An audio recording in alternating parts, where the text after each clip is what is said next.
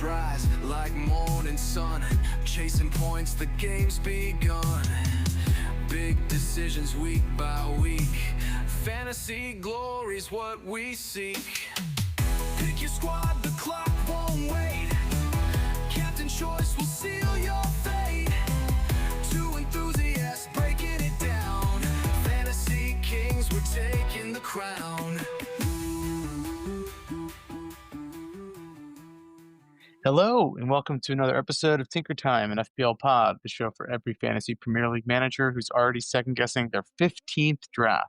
It's Thursday, December 11th, 2025, and whether you're wild carding after week 15 or just here to scout some differentials, you've come to the right place. I'm Matt, alongside Jim, and we're here to help you tweak, test, and yes, tinker your way to the top of your mini-league. We'll break down the best value picks, fixture trends, and hidden gems, so you don't have to stare at your squad screen in despair. So let's pop the hood, crack open the spreadsheet, and get tinkering. James, we are finally at the week we have all been waiting for, Game Week 16 deadline. But before we get into that, we have a Game Week 15 recap, which means this is another mega ep. But before we even get into that, how the hell are you? I'm doing well. I beat the average this week, getting festive, getting ready for the Festivus poll to go up. So I'm feeling good. Go up where? In our new home. Yeah. Yeah. Some congrats are in order. Yeah, that's been for sure. For our listeners, for our pod only listeners, you can't see it, but Jimbo is in his studio is it's in kind of moving mode right now. So yeah, my audio is not as good. It's because I took down my sound blocking foam pads. So yeah, our video viewers definitely just saw what you flashed in front of the screen there.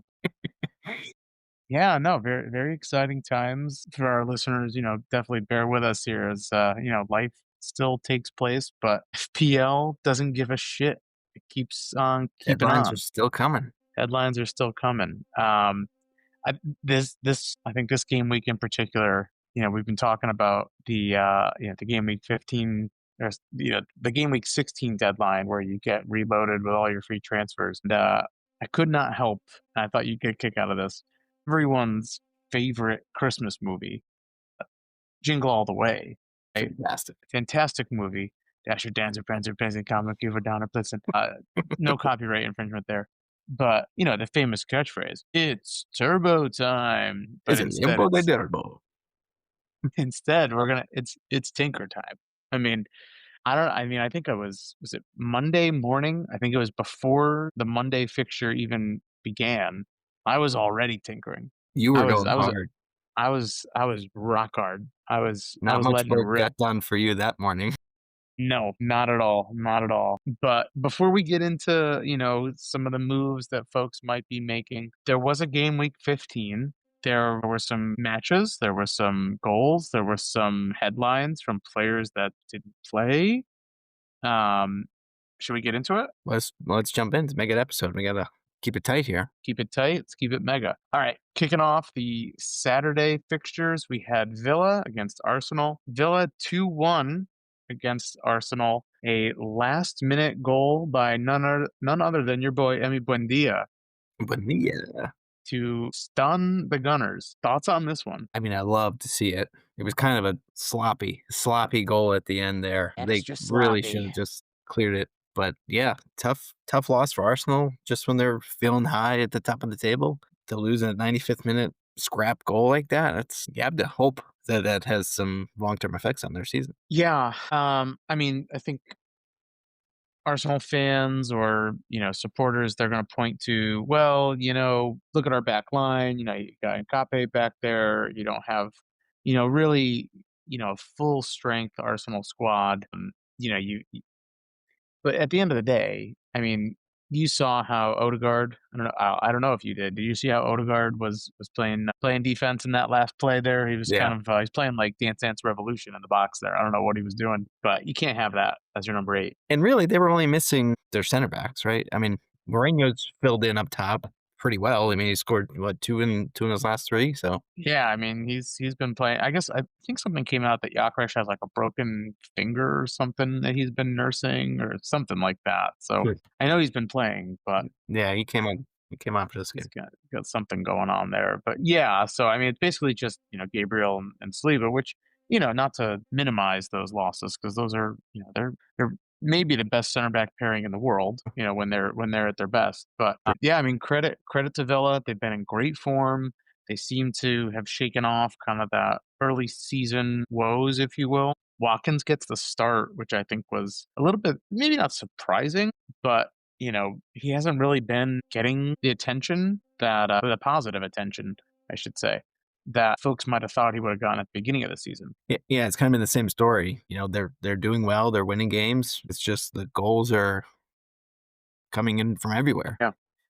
I think from an FPL perspective, it looks like Villa has a black cloud over them because they don't have any good assets or quote good assets. But it doesn't matter for just table place. I mean, who would have thought Matty Cash was looking as good as he does? Yeah. Yeah. So yeah, this was again like the old adage, right? Don't pull a captain on your on the first game of the weekend. So if you pulled captaincy on Saka, you probably were disappointed. But I think this was a fun one to really kind of kick off the game week, really set the tone, I think. Yeah, it was followed though by quite a snoozer. Oof, BU. Bournemouth 0, Chelsea 0. So like we said last week, Palmer comes back. He gets the start this week, but Chelsea just unable to put anything together. Delop starts but comes off injured in the first half. And then just couldn't get anything together offensively. Yeah. Another blank for Semenyo on Bournemouth side. Evan Nilsson back in the starting lineup. So I know he was out for a period there, but he's one of those well-priced forwards if you're looking to move off of somebody else. Maybe the Mateta owners. Yeah. Yeah, this was an interesting one for me, seeing Delop getting the start. I don't know if that's just Maresca doing some rotation with some of the midweek games or whatnot. João Pedro, I mean, there's no way to kind of really beat around the bush. I mean, he hasn't been producing as consistently, I think, as some folks would like him to. Um, from an FPL perspective, of course, and maybe Maresca is kind of seeing that as well. Obviously, Delap does come off injured, so that kind of, maybe now you see Joe Pedro get back, right back in there. But I think the thing that really stands out to me is Sanchez, right, and goal. He's very quietly having a pretty nice season. I don't have his numbers up in front of me just now, but we'll probably take a look at him when we go to some of the team selections later. But I was thinking about Lord Tinkerton, who has pretty much been starting Sanchez week in, week out. I feel like he's gotten a lot of points from Sanchez over the last few weeks. And like Sanchez is not super highly owned. He's not super expensive. He's not in that premium tier. Could be somebody that, might be in consideration. I don't know. I don't know. But that's kind of what I took out of this one as far as like players that I might want to target going forward, now that we have all these transfers. Yeah, he had 10 points in this game, but then going back, he had blanks against Leeds and Arsenal, but then 6 points when they had clean sheets against Burnley, Wolves, and Tottenham. So yeah, he's had a good season. Yeah. Form-wise, the app has him as second, so probably skewed because of the 10 points this week. True. Not necessarily FPL related, but while we're looking at him, word on the street, Semenyo has a term sheet on the table from, I think, Liverpool, I saw, and City. So, he's basically going to just get to choose where he wants to play. It's what a position to be in. Yeah, I think I saw 65 million pounds was the fee, which I don't know. Nobody knows how many dollars that is. So nobody cares because we're in America. But yeah, so I know, I think we talked about it. Will he leave in January? With some of the, let's say, some of the struggles, and we'll talk about it, that Liverpool has had. Maybe they pull the trigger and then they try to bring him in.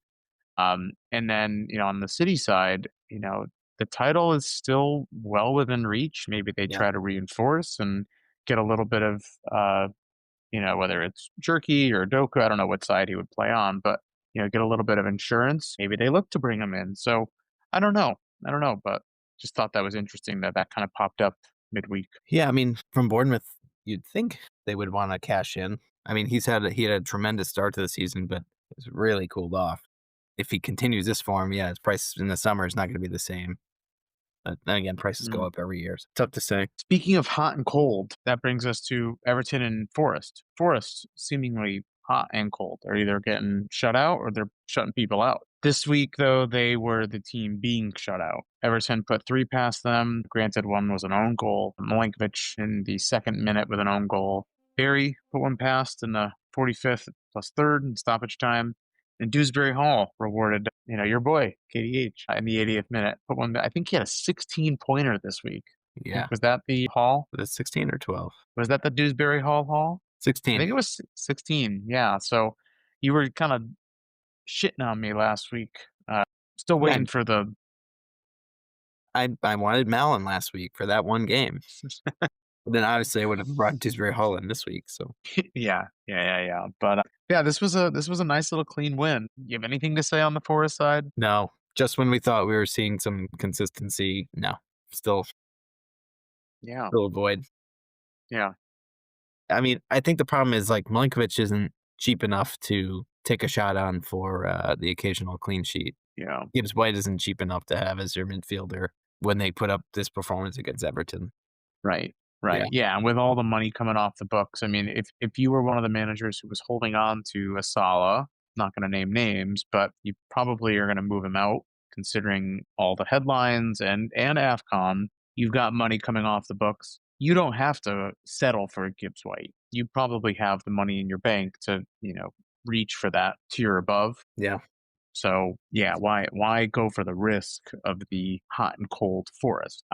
But the flip side of that, it might be nice to have someone like a Dewsbury Hall, who last I checked was priced at 4.9. Are we still sitting at 4.9? What are we at right now? Boy, so you brought him in. I think it was 4.9. He's up to 5.1 right now. So we had 2 price rises. Wow. Okay, so we had 2 price rises in a matter of. When I looked this morning, he was still 5. So it's like right now. Today. That's interesting. Yeah, it must have just happened.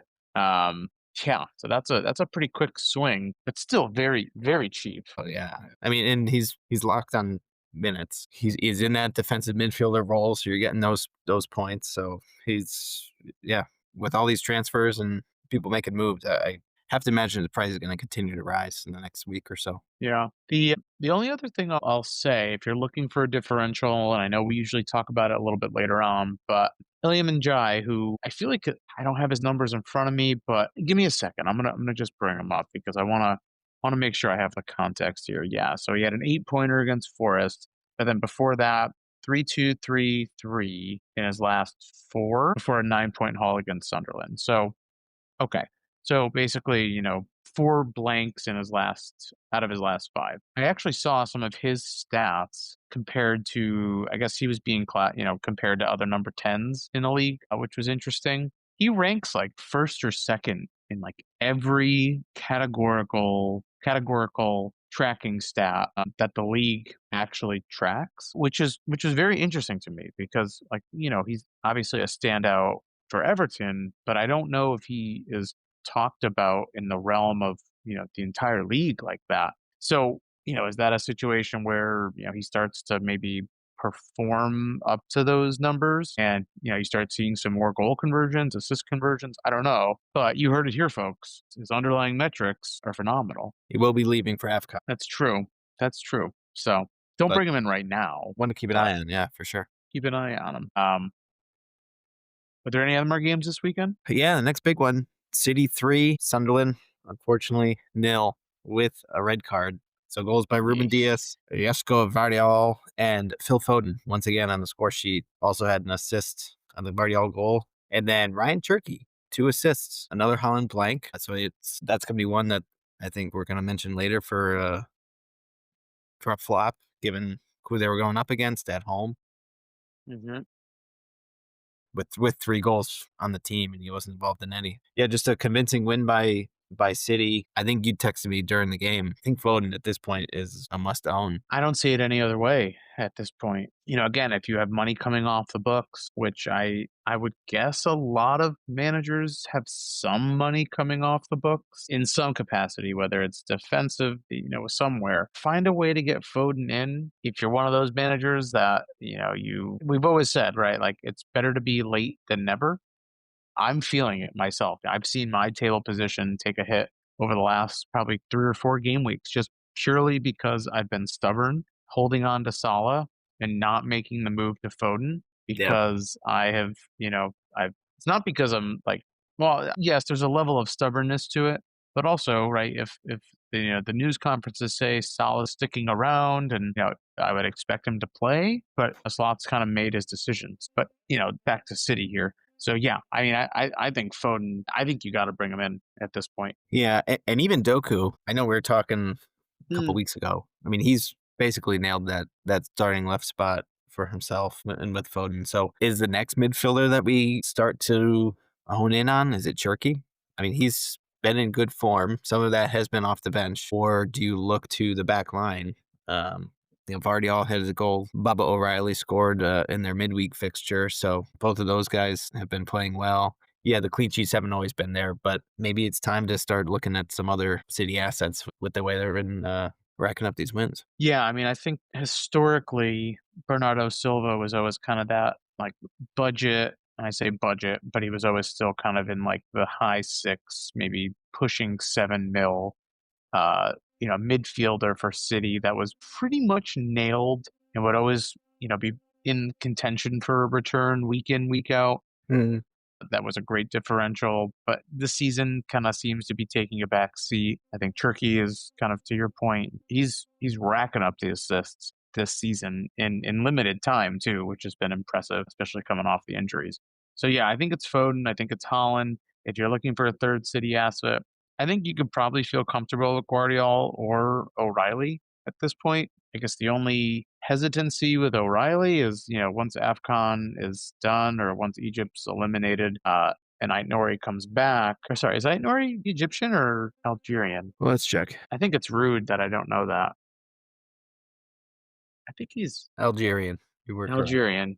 Yeah, yeah. I know my AFCON players. Either way, when he comes back, does he slot right in? Do we see, O'Reilly's numbers just kind of minutes just go back to bench player? He's rotation. I don't know. Long way of saying I would probably personally lean Guardiola. To be fair, though, Vardiol, Ait Nouri has been healthy the last few weeks. He just hasn't gotten game time. So the way they've been playing, maybe I don't know. We'll see. Yeah, I don't disagree with you there. I could just as easily point to the defense and say like look how many goals they're giving up. I mean, yes, the offense has been firing, but if you're keeping O'Reilly in there for their defense, well, yes, they coming off of a 3-0 win against Sunderland, but can you name Sunderland's two best attackers right now? No. Lafi Mm, and Isildur. yeah, okay. Wow, that was a miracle.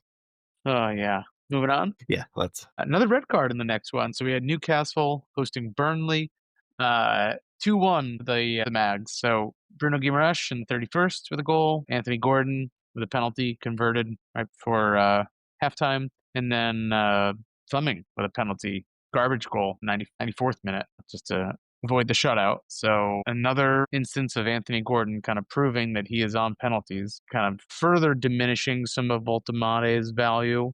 But Voltemade has still been pretty good value this season, so I don't know if I'm ready to sell him just yet. Anthony Gordon's a midfielder, so it's hard to compare the two positions. It's Voltemade compared to who? João Pedro. Thinking of other players that are kind of in that mid-7 price range right now. Yeah. Who's performing for me lately? I'd probably still put faith in Voltemade over some of those guys. Yeah. Gordon did have another penalty and an assist in the midweek fixture, too. So something to keep in mind. I think the bigger takeaway is Guimaraes. It was 10 points this week. That sounds right. Yeah. Quietly having 7+3. Phenomenal season. That's pretty wild, too. Because, he's not even just racking it up from, a DEFCON perspective. He's got 81 points on the season. He's got the fourth highest midfielder. 5 goals and 4 assists. He's team of the season. Yeah. So, I mean, he might be somebody to, if you have Voltemade and you're looking to make some moves with AFCON, moving some midfielders out at 6'9", with Sunderland, Chelsea, and United as his next 3. I could see you bringing him in and feeling pretty good about it. So or maybe even if you're looking to get off of Voltemade, I could see Gordon being a nice alternative as well for those 3. Well, that's where I was going to go. So, I think if you have the money, would you actually pick Bruno over Anthony because Anthony's 7'2", 6'9". So money aside, He's assuming you can afford he's either one. 7'2", you said? That's what I think I'm seeing right now. Yep, 7'2". I would probably go Anthony. Yeah, Mr. I Trevor think that's how Lawrence. I would lean right now. Yeah, Just because consistent strikers have been hard to come by. yeah, yeah. Yeah. But And go ahead. yeah, if you're going to a one striker or I would be comfortable with either. Personally, I'm looking for goals up top, so that's where I would lean. Yeah. Yeah, I would say the only other thing too is, I think, Anthony's he's probably in the box more often. Guimaraes, he scored his goal off of an Olympico this week. So, like Yeah. how many times is that going to happen in a season, let alone for like an individual player in their entire career? So, But credit to what you're him. saying is exactly how I've gotten to the bottom of the table this season, though, because that's been my theory about everybody. Oh, they can't continue to. That's true. That's true. Yeah. So I guess book him for at least 2 more Olympicos for the rest of the season. Yeah. Yeah. Then a blank where Um, I think I'm almost right, and then another one. Burnley, poor Burnley. They're in a relegation battle at this point. I have nothing to say other than Kyle Walker. I wish the best for you. Yeah, not really much of a battle. It just seems like it's done. I just hope Dubravka keeps starting because if he doesn't, then that's gonna really it's not gonna really change my plans. But it's nice knowing that your cheap 4-0 goalkeeper is nailed. Having to then, move to a 4-5 or above keeper, having that money buried in a bench spot kind of hurts a little bit. All right, moving on to the next one. It's been a while, I think, since we've had a Spurs recap that brings Joyful, a smile. Like joyful we're recap. smiling right now. This is a nice one. Oh boy, Spurs hosted Brentford. Lots of emotions for this one for our boy Tommy Francis. Spurs have had a little bit of a rough go lately. Yeah. Some tough fixtures, some tough results, some questions as far as lineups. Frank really needed to come out with this one and prove something, frankly, and he did just that. Spurs came out and they put 2 past past those Bs. Richie had one in the 20, and none other than the Wonder Boy Javi Simons had one in the 43rd. Thoughts on this one, Jimbo? Yeah, I think it's the game and the lineup that I think we kind of been saying we needed. We need to get Javi minutes. We need him to be the number 10, the creator. So I think it was good after everything that's happened to get him to start. Richie still getting goals in for us.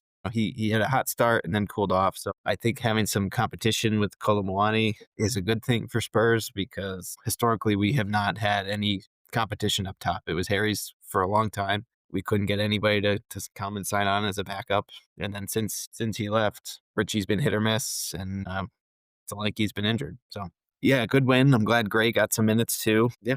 Romero with another yellow card. He can't help himself. Death and taxes. Yeah, Spurs really, fairly comfortable win. They enjoyed plenty of possession, maybe sat a little bit deeper in the second half, but they were also kind of they had a 2-0 lead there. So don't know how I feel about that, but Spurs have been really bad at home this season. If they were going to blow a 2-0 lead, 2-0 going into half would have been a really, really bad look. So whatever you have to do to secure the win. Yeah, it carried over to the midweek game, Champions League. Kudus had a penalty. Xavi had a penalty. Spurs looked good in the last 7 days. Let's put it that way. What we needed. That's what we needed. 11 points off the top. Still a lot of games left. A lot of games left. But what about on the other side? Anything to say for Brentford? Thiago blank. Yeah, Thiago blank. Didn't love that. But again, as your second or maybe third forward, I don't know if you're necessarily expecting a ton out of him. He seems to be that penalty merchant, right? So if you really start to see that over the next few weeks where he's not really putting in goals, it was really just a matter of him getting penalties, it might be easier to sell him because you're not going to get 30 penalties in a season like Cole Palmer did a few years ago. That is what it is. Otherwise, though, I don't really think there's too much. Maybe a shout out for Kelleher back in goal there. He had 5 saves, but other than Yeah. that, I'm really just I'm stretching here. There's Yeah. not much. Yeah. Safe to move on then. Yeah. Because the next game, more to talk about. So the late slate Leeds hosting Liverpool, a 3-3 thriller. But the headline coming before and after the games, Salah benched yet again. Wait, that wasn't the headline. The headline was that I 100% predicted a Dom Szoboszlai goal.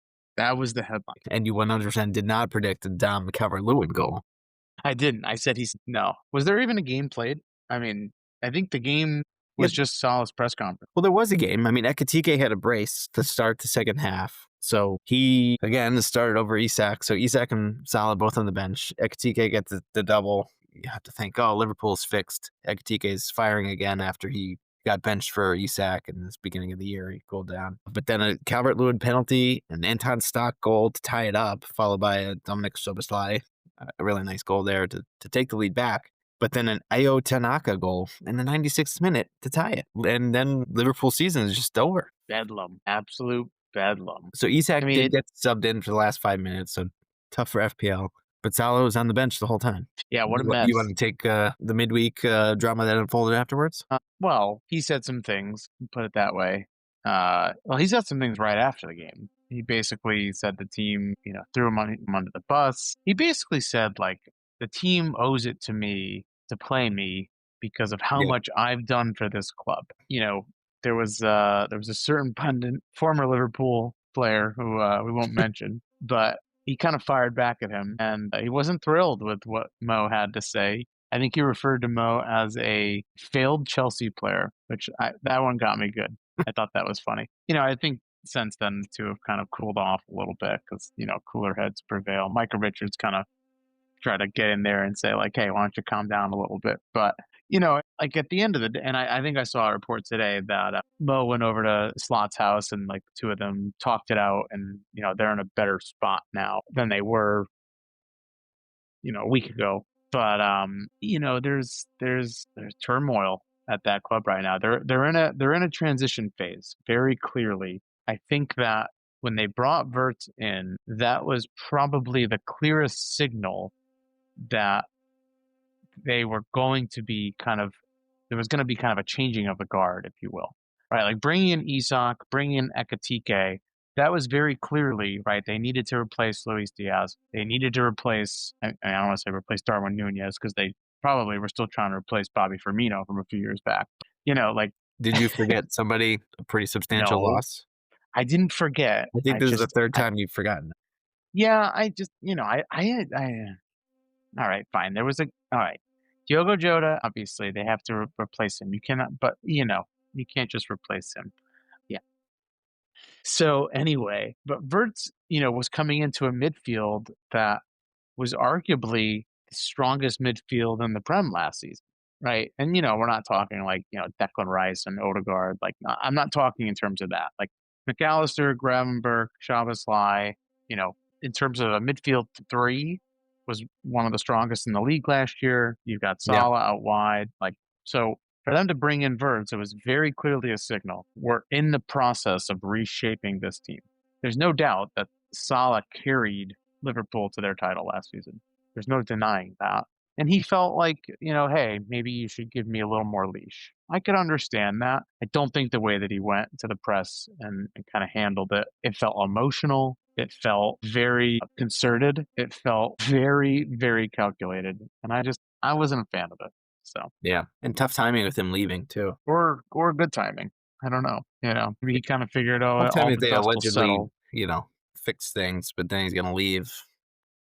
That the storyline, the headlines are what people are going to remember when he said after. I thought it was kind of funny because I think there was a report that came out today, actually, that Gakpo's injured. Yes, he is. So it's almost like, oh, well, Gakpo's injured, so now they can just maybe play Wirtz out wide. Or I guess maybe they could put Ekitike out wide. I don't really know. But now there is an open slot for Salah to play. So, now the big guy doesn't have to whine anymore. But, like you said, he's leaving for AFCON. So yeah, I don't know if Gakpo will be back by the time. But they played Szoboszlai for him, and he scored, and then he scored again midweek. Dom's on fire.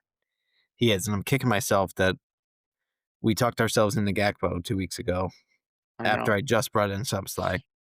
and now he scores. Is Dom team of the season right now? No, he's at 59 points. He's got 4 yellow cards. He's on a face of 1-match suspension if he gets another before Gameweek 20. So that's very interesting because he can almost guarantee that he's going to get one. So he had a 13-pointer in week 3, a 10-pointer in week 9, and an 8-pointer in 15. So he's been consistent, and within that rotation, he's been maybe he's the one that catches our eye, but he hasn't lit it up as much as some of the other, defensive-minded midfielders in the game. True. Yeah.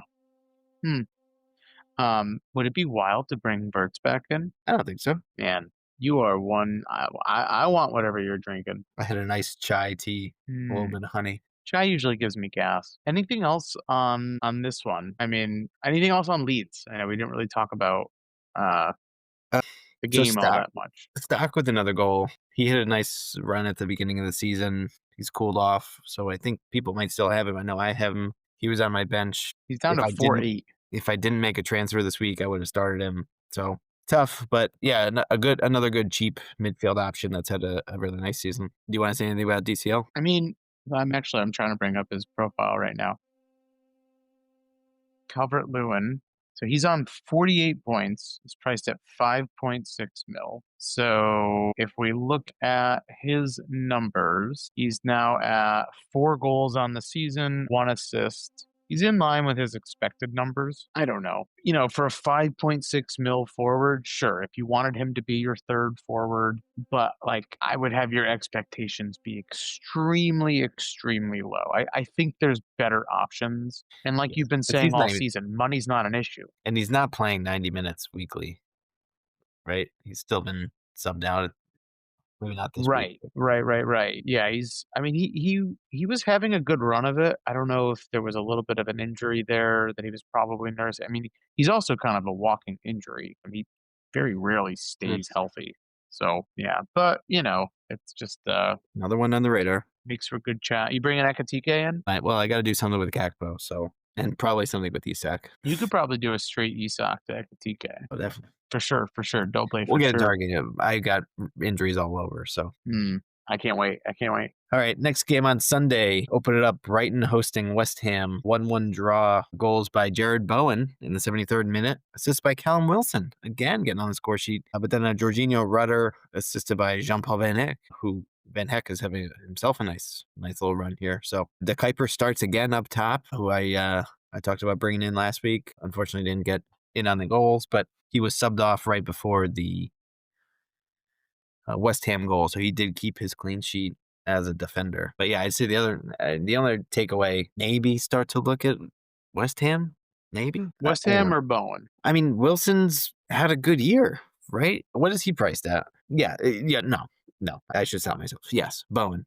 I have a question for you. Let's hear it.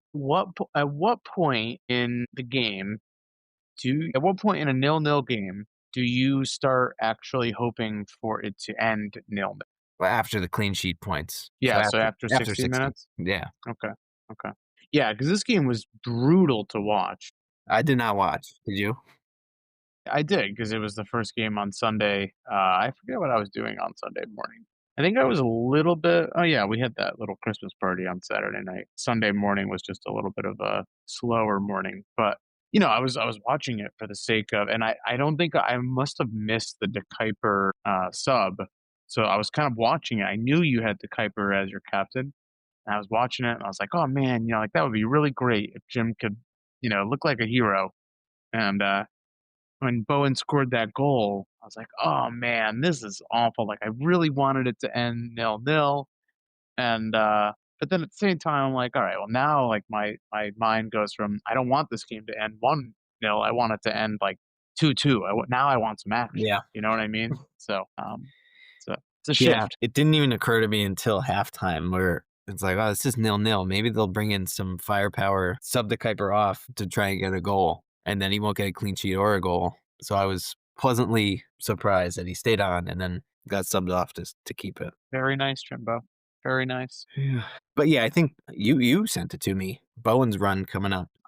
You're spoiling it for me, but okay. It wasn't in the notes. That's fair. I didn't put it in the notes. So I'm bringing up his run here that I sent you. Where's that screenshot? Huh. That's funny. I definitely sent it to you. I sent it to you over in text, right? Yes, you did. Sometimes it'll save in photos. Sometimes I got it here. I'm You want to? I'll hold it up to my camera. yeah, that's okay. I got it right here. Okay. So starting in game week 16, well, I'm not going to read it through, but basically from game week 16 to 27, based on FDR, only one red fixture.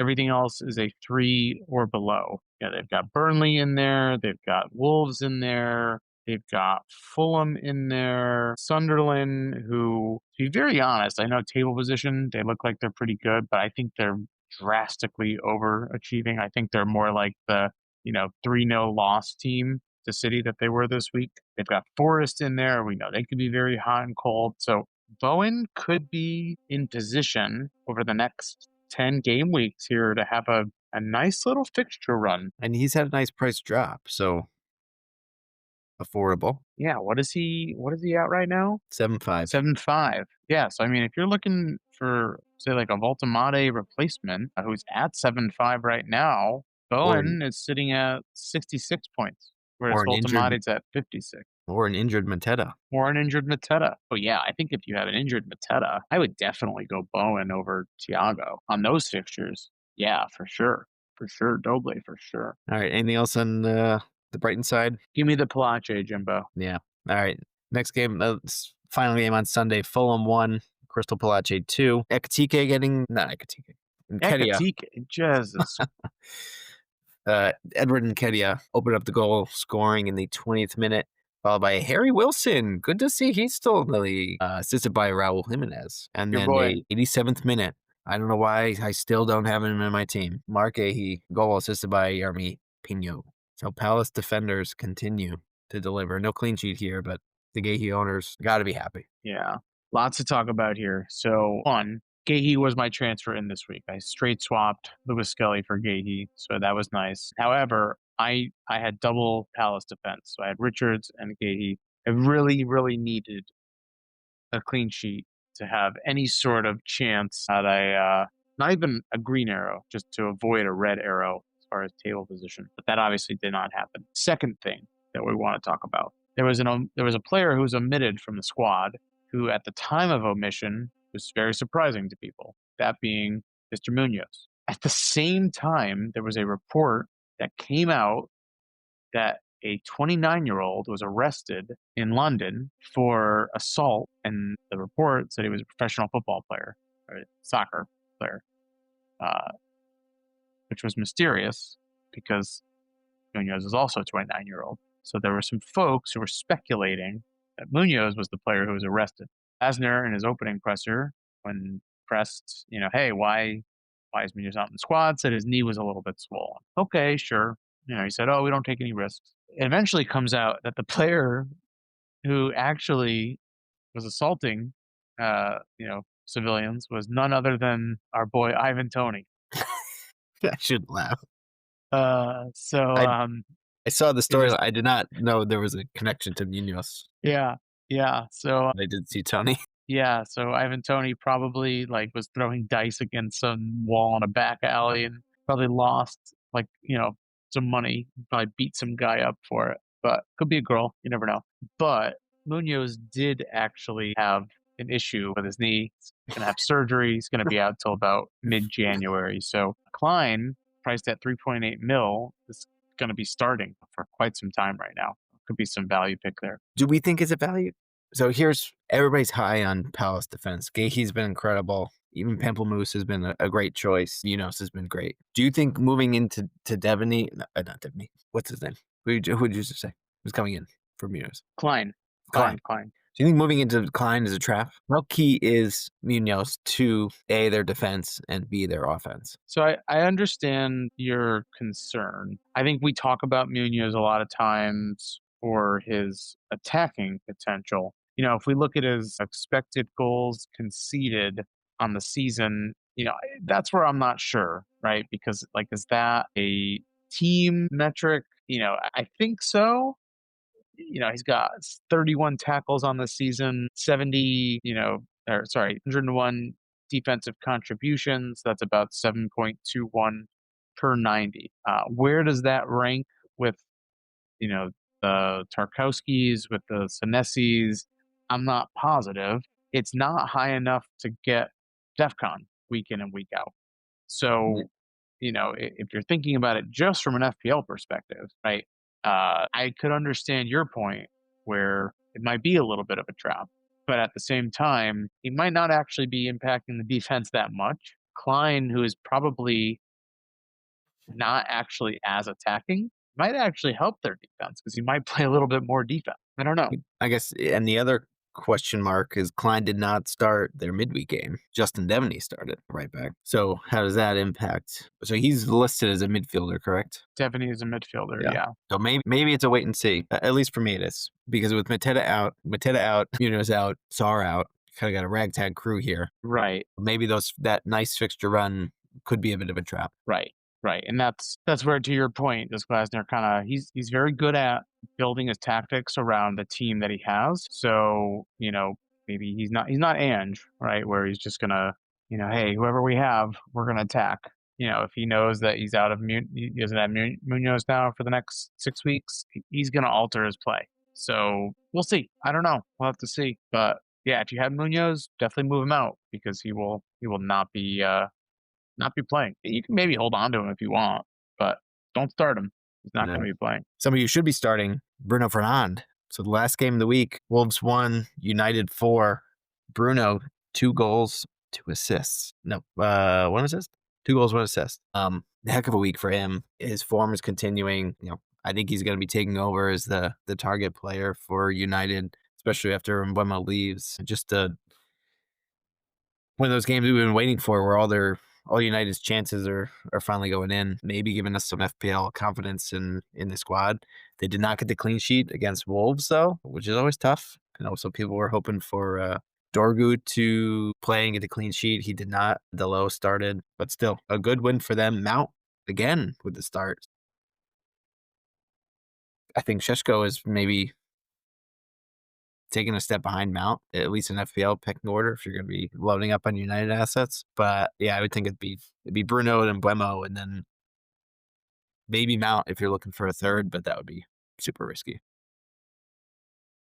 Okay, so we've had some technical difficulties. We've lost Matt for the remainder of the recording, so I will keep this brief, but got through all the games, rounding out the United fixture there. Bruno was the highest player of the week, 18 points, 2 goals, the assists, no clean sheet, but all 3 bonus points. So good week there for Bruno. Like we mentioned earlier, biggest flops, obviously Haaland is up there, given that he was 3 goals for the team against Sunderland, but he wasn't involved.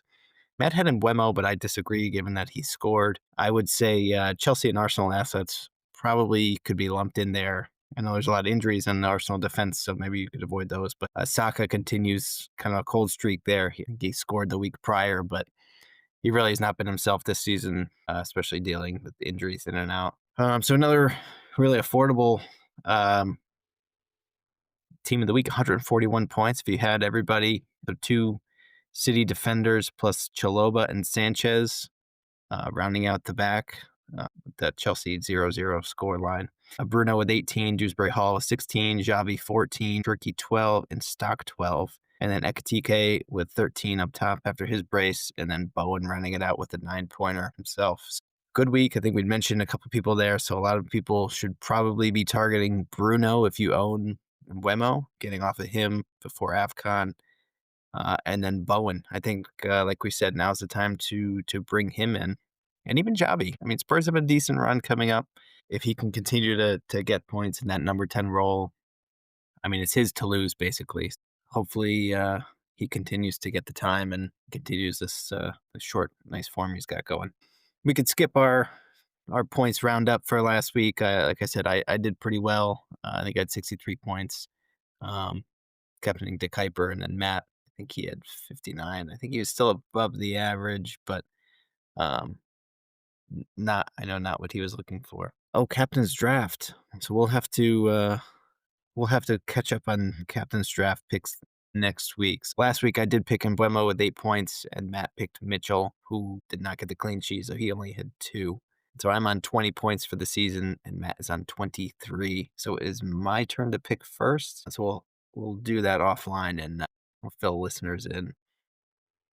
next week on how that works. The early look ahead to next week. So Chelsea hosting Everton to kick it off on Saturday. That followed by Liverpool, Brighton, and Arsenal hosting Wolves. So 3 fixtures Saturday that you really should expect some goals. I know Chelsea didn't look great midweek. Hopefully Palmer comes back into form after he's getting back from injury. And really Ekitike, I think, is maybe the one at Liverpool to keep your eyes on moving forward after his brace. It's hard to imagine he's going to get dropped. And then Arsenal, they've kind of been tricky. A lot of injuries on their back line, so we'll see. We'll see who is back in time. I think Timber and either Willian or Saliba, I forget which one. I think they're 75% in the app. So if they come back, you have to imagine there'll be a clean sheet plus some goals for Arsenal against Wolves. Moving on to Sunday. So Forest hosting Spurs. So this is a really good opportunity for Spurs to capitalize on that form that we mentioned. Hopefully continue to get Xavi in the mix. Kudus is still having a great season. I know he had a little dip there, but if he can get connected with Xavi, that'll be a good link up there. And then Newcastle Sunderland, like we mentioned, Anthony Gordon, really good form. Ultimate still getting the minutes, so there's no competition for time there. If they could both continue to contribute, I think that would be good for both of them. But I think Newcastle at Sunderland, another good fixture to target. And then United again on Monday. I think this is 3 weeks in a row. United plays on Monday, hosting Bournemouth. Bournemouth have not been offensively contributing as much as they had been earlier in the season. And I think they had a clean sheet this week, but clean sheets haven't been great either. Hank Senesi came off injured, so United could be another one to target. Bruno's been on fire, so could be another points haul there if you can get to Bruno or even Mount. Maybe take the shot, but we'll see. Differential radar. So I only had a couple. I did have Edward Nketiah and Yermi Pino over on Crystal Palace. With Mateta's injury and Sarr's injury, they are the ones that's contributing, especially in the midweek fixture here. So they both looked good. They got the start. The Palace run, yes, they have City this week, but after that, they still have some nice fixtures. So if you're looking for a differential to capitalize on Mateta, save some money, maybe bolster up your back line, I think either of those could be a nice differential pick. Looking forward at the teams coming up, transfers coming up. So Matt sent me his projected lineup. Looks like he was using 6 transfers. So he would be taking 6 transfers, 1, 3, 5. Well, 7. Okay. So he's got 7 transfers that he had scheduled. So you'd be taking an 8-point hit, which is quite a bit, especially to bring in Gabriel, who is not projected to be starting. So maybe he could cancel that and save the points. So he would be bringing in Gakpo, but like he said, that was before the Gakpo injury news. I think he's going to need some work on this, but he was bringing in Timber, Vardiol, Foden, who we are saying is a must-own, Gakpo, and Shrewsbury Hall. So maybe some changes there, but I have to assume he's keeping Vardiol and Foden and Timber in that lineup. And then Sanchez, I think you'd mentioned earlier, bringing Sanchez as his keeper. Myself, I don't know what I'm going to do yet. My plan as of Friday night last week was to go heavy on defense. That was before some of these injuries came out. So now I have to deal with Mateta and Gakpo being injured, as well as Timber being flagged. So I wanted to drop Saka, drop Mbuemo, probably drop Mateta and Gakpo, and then bolster the back line. I think I'm going to have to be a little more strategic and do that kind of piecemeal to not blow through all my transfers at once and still keep a playable squad. So I'll probably keep Saka this week. I'll probably get out Gakpo, maybe bump him up to Foden, and then see what other changes I could do. Probably go Mateta to Anthony Gordon or Bowen, but we will see. The goal after last week and bringing De Kuiper in was to go big in the back line. Particularly Munoz was who I was thinking, and Gehi and targeting that Palace defense. But with him being injured, Mateta and Sarr being out, I might hold off there and just patch up some of these injuries. But we will see. I will wait until some pressers tomorrow or some late news before I make any changes. And then I think the only last thing is to talk Lord Tinkerton. So Matt did do the transfer earlier in the day. He is going to be transferring out Salah, going to Saka, and then banking the rest of their transfers. So only using 1, so they will still have 5 going into next week, which is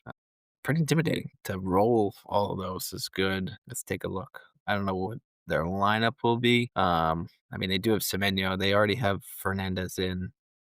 and Callum Wilson. Richards, Timber says do have a good lineup going, especially bringing in Saka against Wolves. Good move there. So that'll be a tough one to beat. And then, I mean, a good outlook going forward. So they did have 59 points this week, so they were above the average, but I did edge them out by 4 points. So I'm only 33 points off the mark. Not bad. Not bad. A lot of games left to play. So with that, I know it's kind of a rush to get through the end here, but everybody make sure the lineups is Saturday morning. So still have some time to tinker tomorrow night. Thank you for listening. Drop some comments. We haven't had any in quite a while, and we'd love to see what you guys are thinking in the long-term chip strategy, what to do for the last 4 game weeks here before all the chips reset at the midway point. So with that, thank you for listening, and we will be back next week. Happy tinkering.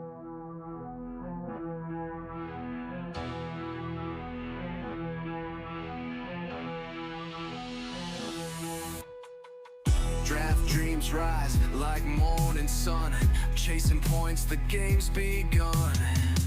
Big decisions week by week, fantasy glory's what we seek. Pick your squad, the clock won't wait, captain choice will seal your